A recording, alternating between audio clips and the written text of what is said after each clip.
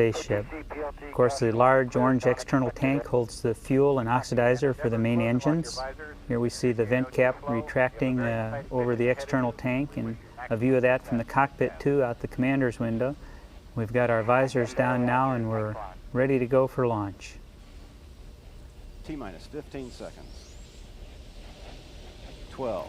The main engines ignite 6 seconds prior to launch, a little better than 1/3 of a million pounds of thrust in each one. You can see them push the whole stack forward as it moves forward. When it comes back to the vertical, that's when the solid rocket motors light. A lot of shaking and vibrating, and it really lit up the cabin inside. Jerry's taking a look with his mirror to see what it looks like out the overhead window there. The light from the solids and the main engines just turns nighttime into daylight, and all that light comes back in through the windows of the orbiter also. CJ, Nancy, and I were too busy looking anywhere but at the gauges and the main engines. Here we are about 30 seconds into the mission. The solid rocket motors burn for about 2 minutes and get us through the thickest part of the Earth's atmosphere. It was really a nice, smooth ride. A lot of, shaking and vibrating on the solids, but it was a steady, good acceleration. Rode through the bucket real nice.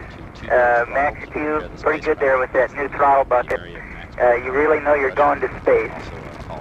We're about a minute into ascent now. We're going to take you up through SRB SEP because it was spectacular out the windows for a nighttime launch.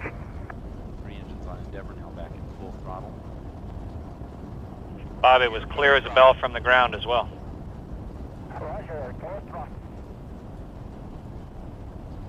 Altitude now 11 miles.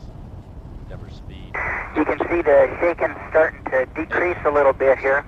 Of course, as you get closer to SRB SEP, thrust decreases so we can set those motors. We're coming up on PC-50 here. Propellant weighing less than half of what it did at launch.